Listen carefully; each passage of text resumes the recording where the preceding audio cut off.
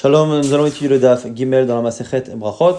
On va rapidement annoncer les sujets qui seront traités au cours de ce Daf. D'abord, les dernières précisions par rapport à l'horaire du Kriyat Shema, l'horaire du début. Quel est l'avis de Rabbi Meir, puisqu'on a deux lectures de Rabbi Meir qui semblent différentes. Quel est l'avis de Rabbi Eliezer qu'on a vu déjà dans la Mishnah. Après, nous verrons ce que l'on appelle dans les Midrashim et dans les Braithot que l'on va voir, ce qui se passe lorsque il y a la fin d'une Ashmora, donc la fin d'une garde d'anges qui change pour laisser d'autres anges chanter devant Hachem. On nous dit dans plusieurs Midrashim que Dieu se lamente et se plaint de la destruction du temple. Que veut dire justement qu'il se plaint? Comment reconnaître ces moments dans la nuit? Et quand on va parler de Rabbi Yossi qui a eu une révélation par rapport à cela, lorsqu'il a un jour été dans une khourba, dans une ruine, à ce moment-là, la Gemara va nous expliquer quelles sont les raisons halachiques pour lesquelles on ne doit pas rentrer dans une ruine. La Gemara dans la Moudbet, Daf Gimel la Moudbet, parlera après de la discussion au sujet justement du nombre de mishmarot, du nombre de groupes d'anges qui chantent devant Dieu. Est-ce qu'il y en a 3? Est-ce qu'il y en a 4? Et quelles sont les sources justement de ces deux avis qui sont Rabbi Nathan et Rabbi Yehuda Anassi. On verra au passage qu'il y a certaines choses qu'on n'a pas le droit de dire, certaines discussions qu'on ne doit pas avoir lorsque l'on est à proximité d'un défunt. Et la fin du DAF, avant d'enchaîner sur le DAF prochain, nous parlera justement du milieu de la nuit de Chatzot Alayla. Comment David Ameler se réveillait-il a priori à Chatzot? Est-ce qu'il dormait avant ou pas? Quand il se levait à Chatzot, qu'est-ce qu'il faisait? On verra plusieurs avis donc, à la fin de ce DAF. Donc nous reprenons pour l'instant la fin du DAF Bet. Amoud Bet, donc 4 lignes à la fin du DAF Bet Amoud Bet. On va justement discuter de la vie de Rabbi Meir et de Rabbi Eliezer. À Marmar, on a repris le texte précédent que justement Amarle Rabbi Yehuda. D'abord, dans la dernière braïta qu'on a citée, on a vu que Rabbi Meir disait que c'était à partir de l'heure à laquelle les Kohanim se trempaient qu'on pouvait nous lire le Kriyat Shema. Et Rabbi Yehuda lui a dit légitimement que le moment où il se trempait était 2 jours. Et a priori, on ne peut pas lire le Kriyat Shema 2 jours puisque c'est marqué B'shor Becha à ton coucher. Alors la Gemara se dit que finalement l'argument de Rabbi Yehuda est correct. Alors l'argument de Rabbi Yehuda qui dit que ça se passe en plein jour la Tvila. Shapir Kamale Rabbi Yehuda. Rabbi Yehuda a très bien répondu à Rabbi Meir. La Gemara répond pour Rabbi Meir. Mais Rabbi Meir, Achi Kamale. Voici ce que Rabbi Meir répondrait. Mi Savart, qui te dit des Anna que moi, Ben Hashmashot Didar Kamina, qui te dit que j'avais l'intention et que j'ai la compréhension de Ben Hashmashot comme toi. Ben Hashmashot, c'est ce temps sur lequel on ne sait pas s'il fait jour ou s'il fait nuit. Anna, Ben Hashmashot des Rabbi Yossi Kamina. Moi, pour moi, je parlais du Ben Hashmashot de Rabbi Yossi. Rachid l'explique très rapidement qu'il y a une discussion entre Rabbi Yossi et Chachamim et Rabbi Meir. Mais est-ce que Ben Hashmashot c'est un temps qui dure Khatsimil, le temps de parcourir une distance d'un demi-mille, ou est-ce que finalement Ben Hashmashot est un instant qui est quasiment instantané, qu'on ne peut pas finalement définir réellement, et donc on passe du jour à la nuit directement. Comme c'est cité ici, Damar Rabbi Yossi, Ben Hashmashot, Keref Ain. Ben Hashmashot dure comme le temps de cligner de l'œil. Zenichnas Vezeyotse. L'un rentre, l'un sort. Le jour s'en va, la nuit arrive, c'est immédiat. Et il est impossible d'attraper ce moment. Et donc, finalement, entre le moment où il fait jour et les Kohanim peuvent se tremper, et le moment où il fait nuit, il y a finalement que quelques instants, quelques secondes. Et donc, finalement, il n'y a pas de grand chidouche à ce que Rabbi Meir dise que l'on peut lire le Kriyat Shema à partir du moment où les Kohanim se trempent, puisque finalement, c'est très peu avant le Zman de Rabbi Yehoshua et de Chachamim qui est Tzetak Kochavim. Ça, c'était par rapport à la vie de Rabbi Meir. Maintenant, Rabbi Meir, dans cette braïta, donc, a dit que c'était l'heure à laquelle les Kohanim se trempent. Mais dans une des braïtotes qu'on a citées un peu plus haut dans le premier daf, on a vu que Rabbi Meir avait l'air de dire que c'était l'heure à laquelle les gens se mettaient à table le vendredi soir. Alors, Kachia des Rabbi Meir à des Rabbi Meir, ça semble être une contradiction dans la vie de Rabbi Meir. La Gemara répond effectivement oui. Tre Tanae aliba des Rabbi Meir. Ce sont 2 Tanaïm qui se sont opposés sur la vie de Rabbi Meir. Je vous rappelle que dans les Tanaïm qui sont cités dans la Mishnah, il y a les Tanaïm des premières générations et ceux des dernières générations qui citent les plus anciens. Et donc à l'époque de Rabbi, on a deux avis. Est-ce que Rabbi pense que c'est à l'heure du repas de Shabbat ou est-ce que c'est à l'heure à laquelle les Kohanim se trempent? Pareil pour Rabbi Eliezer. Kesha de Rabbi Eliezer, à des Rabbi Eliezer, il y a une contradiction entre les deux lectures de Rabbi Eliezer. Celle de notre Mishnah, qui nous dit que Rabbi Eliezer pense que c'est à partir de l'heure où les Kohanim se trempent jusqu'à la fin de la Shmora Rishona, et dans la Braïta, où on a donné un ordre différent, Mishara Shekidei Shayom, à partir du moment où on fait rentrer Shabbat Ben Hashmashot. La Gemara donne la même réponse que précédemment, c'est-à-dire Tre Tanae, Aliba de Rabbi Eliezer. Il est possible que ce soit deux Tanaïm qui s'opposent sur quel était l'avis de Rabbi Eliezer. Autre possibilité ici particulière, Veibaitema. Il se peut que ce qu'on a vu nous dans la Mishnah, eh bien, Recha la Rabbi Eliezer. Le début de la Mishnah n'est pas l'avis de Rabbi Eliezer. Pourquoi? Parce que dans notre Mishnah, on a d'abord parlé de l'heure de début. On a dit, c'est l'heure de Tzedek Kochavim, là où les Kohanim se trempent. Et après, quand on parle de l'horaire de fin, c'est là qu'on introduit Rabbi Eliezer, Rabban Gamliel et Chachamim, et peut-être que Rabbi Eliezer ne vient donner son avis que sur l'horaire de fin, mais sur l'horaire de début, la Mishnah a cité un avis qui était l'avis principal, celui de Rabbi Yoshua et Chachamim, mais qu'en réalité ce n'est pas celui de Rabbi Eliezer. On reprend la partie de la Mishnah qui parlait de la Shmora Rishona, Atsof HaShmora Rishona, Maï Kasava Rabbi Eliezer. Quelle est la lecture de Rabbi Eliezer, puisqu'on verra un peu plus tard, dans le verso de la page, on verra qu'on a une marloquette, est-ce que c'est 3 ou 4 Hashmorot. I Kasava Shalosh Mishmarot Have Laila. S'il pense que la nuit est composée de 3 Mishmarot, 3 gardes, alors à ce moment-là, soyons clairs, Lima Ad Arba Shaot, il a qu'à donner l'horaire. Ve'i Kasava Arba Mishmarot, et s'il pense qu'il y a 4 Mishmarot, Have Laila, Lima Ad Shalosh Shaot, il faut dire jusqu'à 3 heures.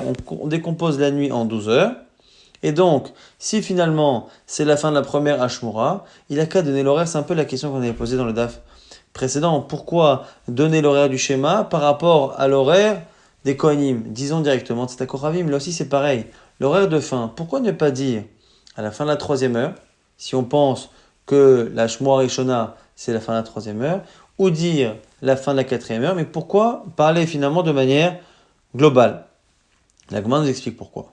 L'imad shalosh shaot, le'olam kasava shalosh mishmarot avelayla. Rabbi Eliezer, comme on le verra plus tard, il pense qu'il y a 3 mishmarot. Mais quel est l'intérêt pour lui de parler de mishmarot et non pas de donner l'heure précise?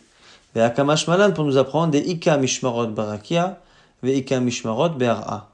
Pour nous dire que le changement de mishmar, changement de garde qu'il y a là-haut, eh bien, il est similaire à quelque chose qui se passe ici. Comme on verra par la suite, qu'il y a des signes dans ce qui se passe ici, qui montre que là-haut il y a un changement. Détania, c'est une braïta qui dit que Rabbi Eliezer Omer, Shalosh Mishmarot Ave Laila. Il y a 3 Mishmarot, comme on vient de le dire, c'est la braïta qui confirme que selon Rabbi Eliezer, il y a 3 Mishmarot.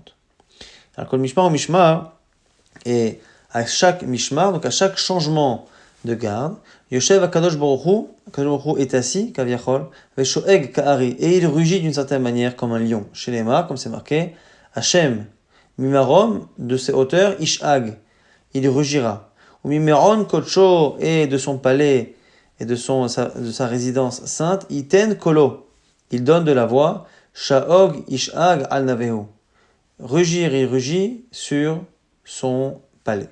Et on a ici 3 fois le verbe rugir pour nous montrer, selon Rabbi Eliezer, qu'il y a bien 3 mishmarot, 3 moments dans la nuit où Hachem, d'une certaine manière, rugit, c'est-à-dire qu'il se plaint de la destruction du temple. Vesiman Adava. Et une manière de comprendre quel est ce moment-là, Mishmar Rishona Chamor Noer. À la fin de la première Mishmar, les ânes ont tendance à braire, à faire du bruit. Shnia, le deuxième, Klavim Tzorakim. C'est les chiens qui aboient. Shlishit, troisième, Tinok Yunek. Mishede Imo. Les nourrissons prennent le lait chez leur mère. Veisham Saperet Imbala. Et les femmes parlent avec leur mari.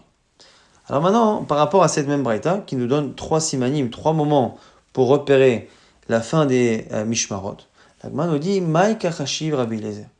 Quel est finalement le moment auquel fait allusion Rabbi Eliezer? On sait très bien donc qu'il y a 3 moments, 3 gardes dans la nuit, premier tiers, deuxième tiers, troisième tiers selon Rabbi Eliezer. Mais quand il est dans un siman, c'est par rapport à quel moment du mishmar? Le début, le milieu, la fin, Itrilat Mishmarot Kachashiv. Si on dit qu'il nous a donné à chaque fois des signes sur terre du début du mishmar qui se passe là-haut. Trilat mishmarot karashiv. Alors, trilat mishmar rishona, siman alamali. À quoi ça sert de nous donner le siman de la première mishmar? Premier mishmar, si c'est le début à chaque fois dont on parle, c'est forcément le début de la nuit, on le voit. Or, taou, c'est la nuit. Isof mishmarot karashiv. Si on dit que c'est la fin des mishmarot, eh bien, c'est le dernier siman qui paraît inutile, sauf mishmar acharona. La Mali, pourquoi nous donner le siman du dernier mishmar? Imamahu, c'est le jour. Et la chashiv, on nous propose de dire, sauf mishmar rishona, que peut-être que le premier siman, c'est la fin du premier mishmar, donc le premier tiers de la nuit. Trilat mishmara acharona, et pour la dernière mishmar, on donne le début du dernier mishmar. Et pour le mishmar qui est au milieu, emtsaïd et emtsaïta, on donne le milieu de la mishmar du milieu. Ce qui finalement nous donnerait un tiers, 2 tiers et au milieu un demi. Veibaïtema ou sinon tu peux dire kulehu sauf mishmarot kachashiv. Ou peut-être qu'en réalité, à chaque fois il parle de la fin des mishmarot. Vechitema ici tu me dis, comme on a dit précédemment, acharona alot sarir, que la dernière on n'en a pas besoin. Lima nafkamina lemikre kratchema lema negane bevet afel.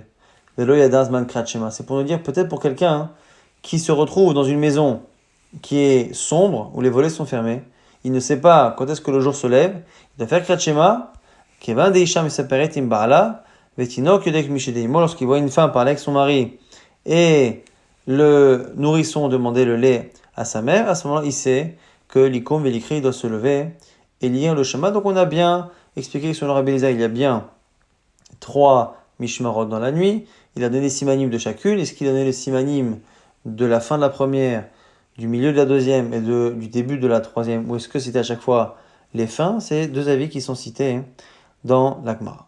Amar Rav Yitzchak bar Shmuel mishmei de Rav. On reprend toujours ce sujet-là au nom de Rav. Shalosh mishmarot avelayla. Il y a 3 mishmarot dans la nuit. Ve'al kol mishmar ou mishmar yoshev HaKadosh Baruch Hu ve'shoek ari là aussi. Kadosh Baruch Hu est assis et rugit comme un lion. Ve'omer il dit oh il abanim shebaronotehem heravti et beti, malheur à mes enfants dont les malheurs ont provoqué la destruction de ma maison. Ve'saravti que j'ai brûlé mon echal ve'igletim et que je les ai exilés les ben haumot ha'olam parmi les nations. Toujours dans cette même idée, on a une braïta ici qui nous rapporte ce que Rabbi Yossi a appris d'Eliyahu Navi. Tanya amar Rabbi Yossi, par machat haïti ma'aler baderer. Un jour j'étais en chemin. Ve'nichnasti lechorba achat. Mechorba Yerushalayim. Je suis rentré dans une des ruines de Jérusalem. Lahid palel pour prier. Ba Eliyahu zachor letov. Est venu Eliyahu Navi de mémoire, de bonne mémoire, de mémoire sainte. Ve'shamali à la petach. Et il m'a protégé à l'entrée justement de là. Hachisiyam petite filati, jusqu'à ce que je termine ma prière. La hachisiyam petite filati, une fois que j'ai terminé ma prière, Amali m'a dit Shalom alecha Rabbi. Il m'a dit donc bonjour à toi mon maître. Vea martilo, ce à quoi j'ai répondu Shalom alecha Rabbi Vemori. Bonjour à toi mon Rav et mon maître. Vea Mali, et il m'a dit béni mon fils. Mipnema nechnasta lechurbazo. Pourquoi es-tu rentré dans cette ruine? À Martilo, je lui ai dit Leïd Palel, pour prier. Et Amali m'a répondu, Ayal Khalid Palel Baderer, tu aurais dû prier en chemin, plutôt que de rentrer dans cette ruine. Et Martilo, je lui ai dit, Mitiare Haïti Shemayafsiku Bi, en vrai drachim, j'avais peur d'être dérangé par les passants sur la route. Et Amali m'a dit, Ayal Khalid Palel Tfilak Tsara. Alors à ce moment-là, il fallait faire une prière plus courte qu'on verra un peu plus tard dans la Masechet Brachot, Avineno, une prière comme ça, une grande phrase, qui inclut finalement tous les 2-3 mots, une idée qui correspond à une des 18 bénédictions de la Hamida. Alors, nous dit Rabbi Yossi, après nous avoir rapporté cette histoire, Be'ota Sha'a, à ce moment-là, la Mati Memino, j'ai appris de lui, d'Eliyahu Navi, Shloshat Varim, 3 choses. La Mati, j'ai appris chez Enyechnasim Nechurba, qu'on ne rentre pas dans une ruine, puisqu'il m'a demandé pourquoi y étais-je rentré. Et la Mati, j'ai appris chez Mitpalim Baderer, qu'on a le droit de prier en chemin. Et la Mati, j'ai aussi appris que si en chemin j'ai peur d'être dérangé, chez Mitpalel, Bederer, Mitpalel, Tfilak Tsara, que si on prie sur la route, on fait cette Tfilak Tsara courte pour ne pas être dérangé. Vea Marli, on reprend l'histoire. Béni Makol Shamarta Bechorbazo, quelle est la voix que tu as entendue dans cette ruine? Martilo et moi, Rabbi aussi, j'ai répondu à Eliyahu Navi, Shamarti Batkol, j'ai entendu une voix, chez Menahemet Keyona, comme la voix d'une colombe. Et Omer était qui dit, oh il abanim, malheur à mes enfants, Shavotehem, Kheraptiet Beti, Saratiet Echali, Vegletim, le Ben Haumot qu'on a vu plus haut, que à cause d'eux, j'ai détruit ma maison, j'ai brûlé mon palais, et je les ai exilés parmi les nations. Et Amarli, Eliaou a répondu, Chayecha, sur ta vie, Vechaye Roshecha, et sur celle de ta tête d'une certaine manière. Losha Azob il va domeret kach. Il n'y a pas qu'à ce moment-là que cette voix dit cela. Et là, Chol Yom Vayom, chaque jour, Shalosh Peramim, 3 fois par jour, Omeret kach, Velozo Bilvad, et non seulement cela. Et là, Beshash Israël Nichnasim, les Bate Knesiot, ou le Vate Midrashot, lorsque les Béné Israël rentrent dans les synagogues et dans les centres d'études, Ve'onin, et qu'ils répondent, Yehe Sheme Rabba Mevarach, Yehe Sheme Agadol Mevorach, donc les Sheme Rabba Mevarach du Kaddish, Akadosh Baruch Hu Menanea Rosho, Akadosh Baruch Hu, eh bien, hoche de la tête, et Omer il dit, Ashrei Amelech, heureux le roi, Shemekalesim Oto Beveto, que l'on glorifie dans sa maison, car Malo Le'av, Shegla et Banav, Ve'oy Laim Labanim, Shegalo Me'al Shulchan Avihem.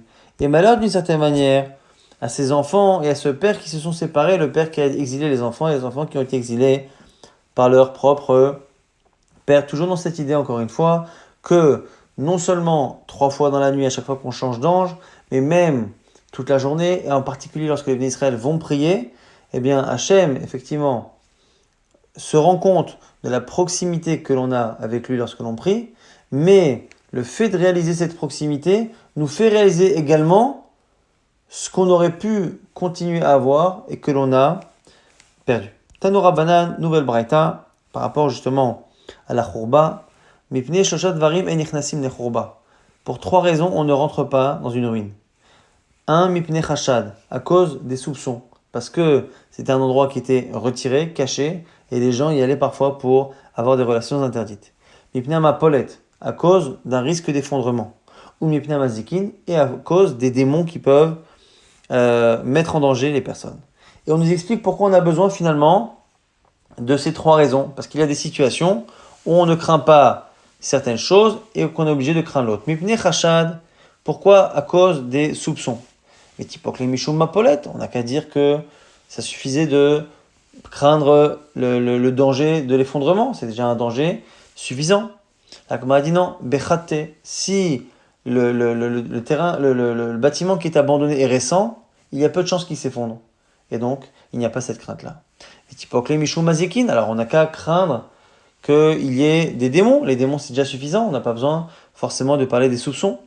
La Gemara dit betre, lorsque il y a 2 personnes, en général, les mazikin, les démons ne viennent pas attaquer. Alors la Gemara dit, mais s'ils sont 2 les gens, betre chashanami les cas. Là aussi, en général, 2 personnes ne sont pas soupçonnées d'aller faire des choses interdites. Voilà ici, les cas betre au pritse. Si c'est 2 personnes qui ont mauvaise réputation, qui ne se comportent pas comme il faut, eh bien eux, ils n'ont pas le droit d'aller dans un endroit isolé de peur qu'on les soupçonne de faire des choses interdites. Maintenant, mépinem à Paulette, à cause de l'effondrement.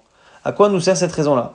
Mais typok les mishum chashad, puisqu'on a toujours cette crainte que ça éveille des soupçons, c'est suffisant. Ou maziki, ou qu'il y ait des maziki, des démons. Betre ou kshéré. Quand on a 2 personnes qui sont kshérim, 2 personnes, ça évite les mazikim. Si en plus ce sont des gens de réputation cachère, on n'a pas lieu de craindre qu'ils fassent quelque chose. C'est pour ça qu'on ne doit pas y aller à cause de risque d'effondrement. Et la Gemara nous dit mipna mazikin. Et pourquoi les mazikim c'est important d'en parler? Vetipokli mishum chashad, là aussi, il y a chashad, mapolet, il y a déjà les soupçons et l'effondrement. La Gemara dit bechurba chate, lorsque le bâtiment est récent, ou betre ou kshéré, et avec 2 cachères. Alors il m'a dit, mais si c'est cela, encore une fois, s'ils sont 2, il n'y a pas de mazikin. Ibetre mazikin amilika. La m'a dit, bimkoman chayshinan. Parfois, quand les mazikin sont à leur endroit, eh bien, on craint, même si on est 2. Veibaitema, ou sinon, tu peux dire, leolam bechado bechurba chate, même s'il est tout seul dans un bâtiment neuf, des kae bedavra, data mishum chashad leka, on se retrouve dans un endroit qui est hors de la ville, dans un champ. Et là, dans un champ, il n'y a pas lieu de craindre qu'une femme se trouve là-bas pour faire une faute avec lui. Donc du coup, loshricha ou mishum mazikim eka, mais donc il y a lieu de craindre les mazikim. Donc on a trouvé 2 situations où il n'y a pas lieu de craindre un effondrement parce que le bâtiment est récent, il n'y a pas lieu de craindre que la personne fasse quelque chose d'interdit parce que soit ils sont deux kshérim, soit c'est dans un endroit où il n'y a pas de femmes. Et à ce moment-là, on craint les mazik. Tano Rabbanan, on va enfin nous rapporter cette marloquette. Est-ce qu'il y a 3 mishmarot? Est-ce qu'il y en a 4? Et quelles sont les raisons de chacun? Arba mishmarot avela, il y a 4 mishmarot. D'ivrei Rabbi, c'est l'avis de Rabbi Yudanassi, celui qui écrit la Mishnah, et ici qui est cité dans la Braïta. Rabbi Nathan Omer, Shalosh, il y en avait 3 selon Rabbi Nathan, et c'est comme ça qu'on a vu aussi l'avis de Rabbi Eliezer. Ma'eta Amad Rabbi Nathan. Quelle est la raison de Rabbi Nathan? Dirtiv, c'est un verset. Vayavo Gideon. Gideon est venu. Umea'ish ito bikza machane, avec 100 hommes qui étaient avec lui à l'opposé du camp. Rosh Hashmora à Tichona. Ils sont venus à quel moment? Au début de la Hashmora Tichona. La Tichona, c'est celle du milieu. Alors, t'en as un Tichona et la Shalosh. Donc, si c'est la Tichona du milieu, c'est forcément qu'a priori, il y a 3 et qu'il y a une seule du milieu. Donc, un Tichona et la Shalosh. Shesh Lefanea, Vacharea. Si c'est Tichona, c'est qu'il y en a une avant, une après, donc ça fait 3. Rabbi, que dira Rabbi? Mais Rabbi, Maï Tichona. Il dit, quand il dit celle du milieu, c'est une de celles du milieu. Il y a 4 Hashmorot selon lui, et donc une à chaque extrémité, et 2 au milieu. Et Shmora Tichona, ça peut très bien être Achad Mina Tichona, une des 2 du milieu. Atichona Mina Tichonot. Et Rabbi Nathan lui objecte, Miktiv Tichona Sheva Tichonot, c'est pas marqué le milieu de celle du milieu, marqué Tichona, Ktiv. Bon. Maintenant, il faut comprendre Rabbi Maïtama des Rabbi, parce que finalement Rabbi Nathan, ça rentre très bien. Il a un verset qui, a priori, va plus dans son sens. Rabbi, on va dire qu'il s'en sort comme il peut, mais il faut bien qu'il y ait un appui par ailleurs. Amarabi Zrika, Amarabi Ami, Amarabi Ushua ben Levi, au nom de Rabbi Ushua ben Levi, Kato vechadomer chatzot laila kum leodotlach. C'est à cause d'une contradiction. Ou en tout cas d'une opposition entre 2 versets. Un verset qui dit que David Ameller dit dans Tehilim, chatzot laila à la moitié de la nuit, akum leodotlach, je me lève pour te remercier et te remercier d'avoir donné ces lois justes de la Torah. Mais Katouv Echadomer, et un autre verset dit, Kidmu Ainai Ashmurot. Mes yeux ont devancé, donc il s'est levé, de plusieurs Ashmurot. Donc il a plusieurs Ashmurot d'avance sur les autres. Haketsad, comment c'est possible alors? Si il se lève à Chatzot, et qu'en se levant à Chatzot, il a déjà devancé de plusieurs Hashmorot, les gens ils se lèvent quoi? Ils se lèvent au matin. Ça veut dire donc qu'entre Chatzot où il se lève, il y a déjà 2 Hashmorot qui l'attendent jusqu'au lever du jour où les gens se lèvent. Et donc, ça veut dire qu'il y a 2 Hashmorot après Chatzot, et donc 2 avant, et donc ça fait bien 4 Hashmorot. Donc, Ketzad, Arba Mishmarot Avelaila, il y a forcément 4 Hashmorot selon Rabbi. Ah, que dira Rabbi Nathan là-dessus?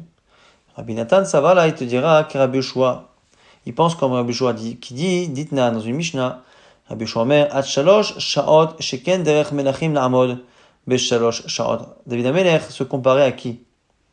Au roi, à ses semblables. Or, les rois se lèvent à 3e heure, à la fin de la 3e heure de la matinée. C'est pour ça qu'on peut lire le schéma jusqu'à cette heure-ci. Et donc, il se compare à eux. Et donc, même si on dit, comme Rabbi Nathan, qu'il y a bien 3 Mishmarot, et que chaque Mishmar, il est de 4 heures. À partir de Chatzot, il reste un Mishmar de 4 heures, plus un demi-Mishmar, mais comme dans tous les cas, lui se compare au roi qui se lève 3 heures encore après le lever du soleil, eh bien, il a bien devancé en se levant à Chatzot, il a devancé ses semblables, c'est-à-dire les autres rois, de plusieurs Hashmorot, un peu plus de 2 Hashmorot, et c'est comme ça que Rabbi Nathan justifiera son avis. Autre possibilité qu'on verra tout de suite, Shid Deleliav et Tarte de Imama, donc comme on a dit, le calcul c'est qu'il y a 6 heures dans la nuit qui reste après Chatzot et 2 dans la journée, avec Ushte Mishmarot, ça fait 2 Mishmarot. Ravashi Amar, ou peut-être qu'on peut très bien dire que non, il se comparait à tous ceux qui se lèvent au lever du soleil, et malgré cela, ça ne fait qu'une Mishmar et demi, parce qu'un Mishmar c'est 4 heures, et avec les 2 heures qui restent, ça fait un Mishmar et demi, Mishmara ou Palga, peut-être qu'un Mishmar et demi, Nami Mishmarot Karoleu, ça peut déjà s'appeler des Mishmarot, comme si c'était un pluriel. En tout cas, on a ici les 2 versets qui permettent à Rabbi Nathan et à Rabbi Yudanassi de justifier pourquoi chacun pense qu'il y a 3 ou 4 Mishmarot. Comme on a parlé de cette Shalchelet, de ces Rabbanim, Amarabi Zrika, Amarabi Ami, qui cite Rabbi Yoshua ben Levi, au passage on rapporte une halakha qui a été citée par cette Chalchelet, même si elle n'a pas tellement de rapport avec ce qu'on a vu. En Omrim Bifnamet, on ne dit pas devant un défunt, et là Dvarav Shelmet, que des choses qui concernent le défunt.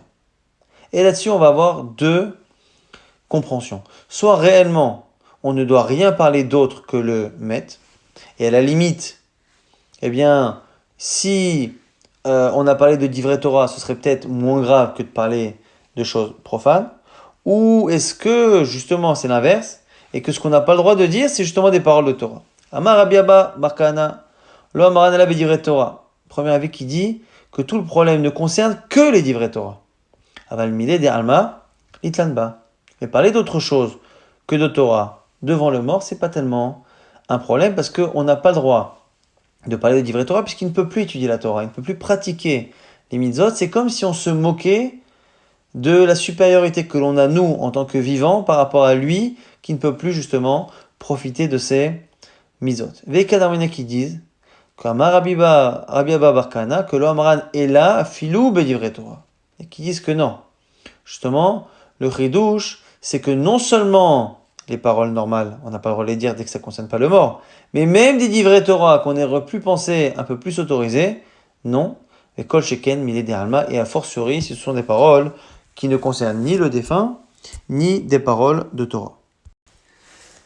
La dernière partie du Daf va parler du comportement de David, en tout cas du programme de David Améler pendant la nuit. Moi, il m'a dit, David Palga de Laïlia Avakae. Est-ce que David se levait bien à la moitié de la nuit, puisqu'on avait cité un verset précédemment qui disait que Hatzot Laïla Kum Lodotla, qui se levait à Hatzot, donc au milieu de la nuit. On m'a dit, mais Urta Avakae. Pourtant, nous, on a un verset qu'on va citer qui donne l'impression que depuis le début de la nuit, il était déjà levé. Dire-t-il quand c'est marqué, Kidamti Ben Neshef Veivashia. J'ai déjà devancé, je me suis levé, Ben Neshef. Et Neshef ici, la Gemara le comprend comme étant le début de la nuit. Oui, Maïdaï Neshef Urtaou, qui nous dit que Neshef ici, c'est Urta, c'est le début de la nuit. Yerti Ben Neshef Be'arev Yom Be'ishon Laila. Donc on a un autre verset qui dit là-bas Ben Neshef Be'arev Yom Be'ishon Laila. On parle de Neshef et on appelle ça aussi Be'arev Yom, le soir, Be'ishon Laila, là aussi, au début, à ce qui annonce la nuit. Va'afela et l'obscurité. Amara Boshaya, Amara Vacha, Achikama. Comme ça qu'il faut comprendre. Mais Olam lo ava alay chatzot laila beshena. Finalement, quand il dit qu'il se levait à chatzot, c'est pas qu'il se levait à chatzot. Il était levé depuis avant. Simplement, ce qu'il voulait dire, c'est que jamais chatzot n'est passé alors qu'il était endormi. Rabbi Zera propose autre chose. Qu'il y a bien un lever particulier à Chatzot. Qu'il faut comprendre comment, d'un côté, il était levé depuis le début de la nuit, et de l'autre côté, il dit qu'il se réveille. Donc, c'est qu'il y a deux comportements, et c'est comme ça qu'on verra par la suite.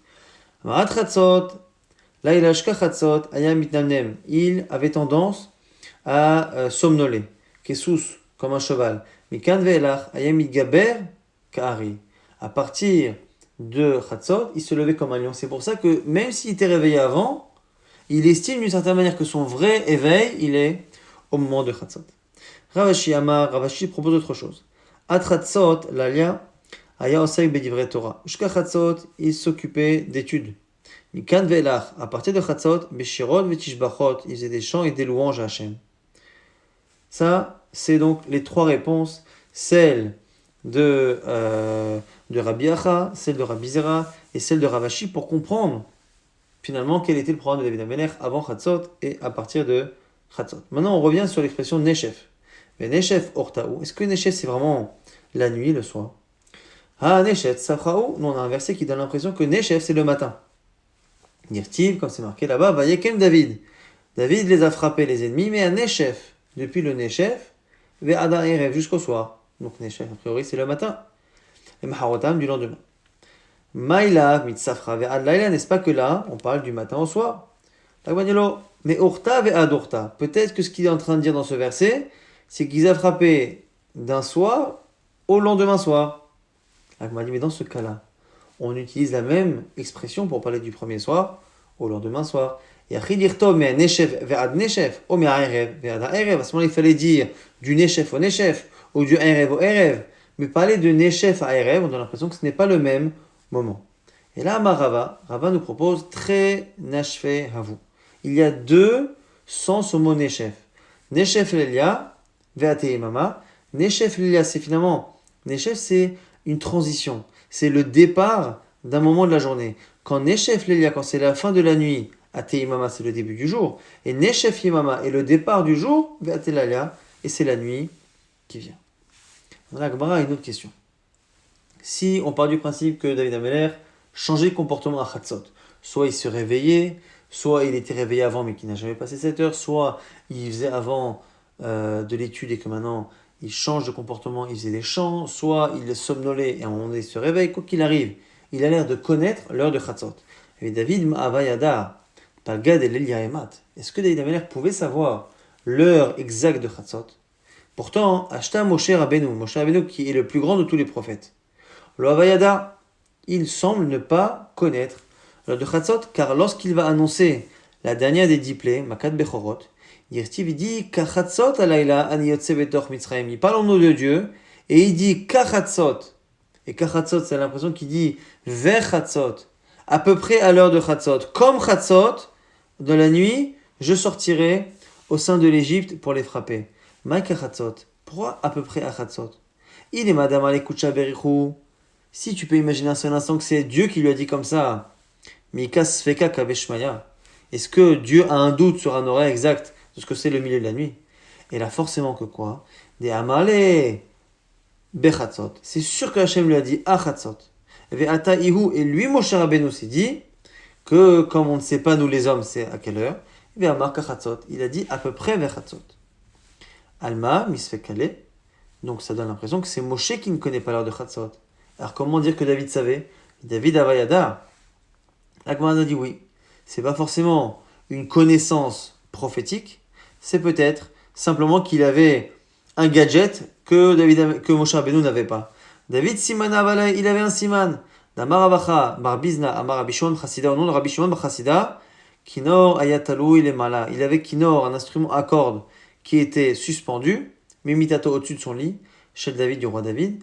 Kevan Shegia Chatzot Laila, lorsque Chatzot arrivait, Barouach Tzfonit, il y avait un vent particulier du nord, Venoshev et Bo, qui passait dessus, au Menagen, mais Elav, et il jouait des notes tout seul l'instrument.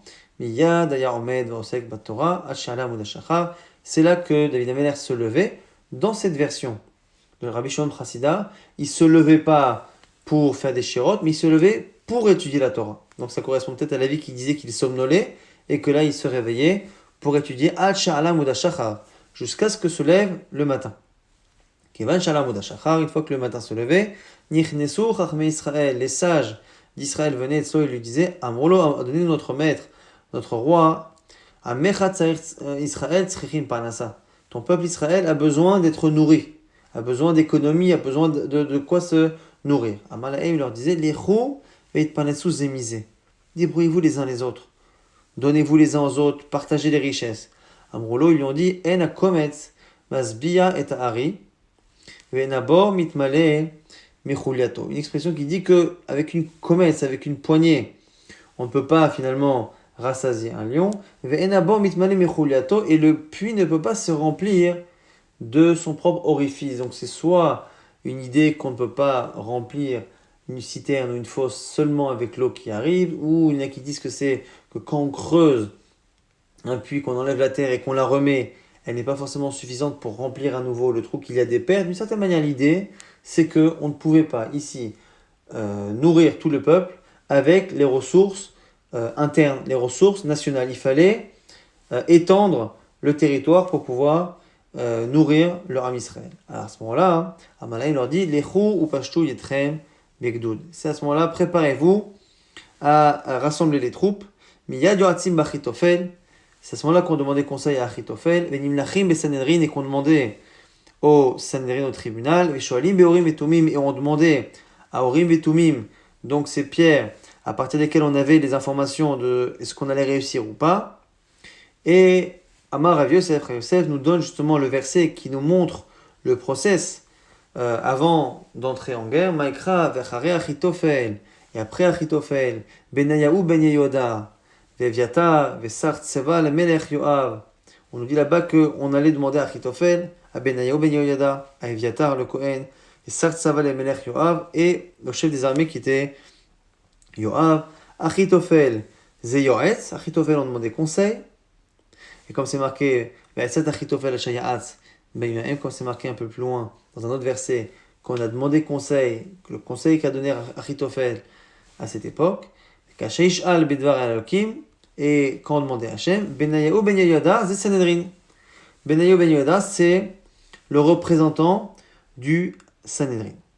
Veviatar, comme il est Kohen, Kohen Gadol, Elu Orim Vetumim, c'est une allusion au pied d'Orim Vetumim qui donnait la réponse qu'Hachem voulait nous donner avant de partir en guerre. Vechen Omer, comme c'est marqué, ou Benayahu Ben Yehoyada, à la Kireti, à la Peleti, et la Manikra Shemam Kreti ou Pleti. Pourquoi ces pierres-là s'appelaient Kreti ou Pleti, donc les pierres de Orim Vetumim? Kreti chez Kortim d'Ivrehem, parce qu'elles ont des paroles qui sont tranchées, carrettes.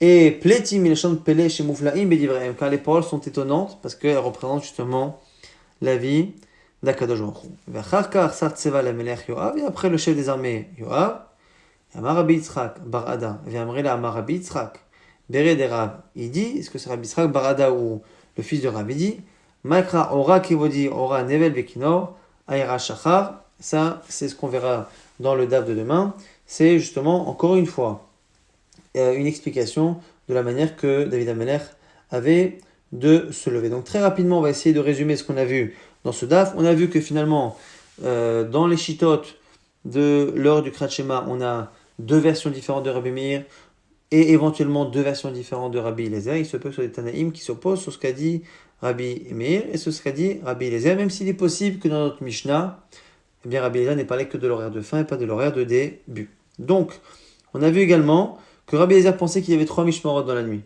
Et il a donné les simanim sur terre, c'était ça son but dans la Mishnah en parlant de Hashmura plutôt que de donner directement la fin de la 4e heure, pour nous dire que de la même manière que là-haut il y a un changement, chez nous aussi il y a un changement, donc l'âne qui braie, les chiens qui aboient, et la femme qui parle avec son mari pendant qu'elle allaite son enfant.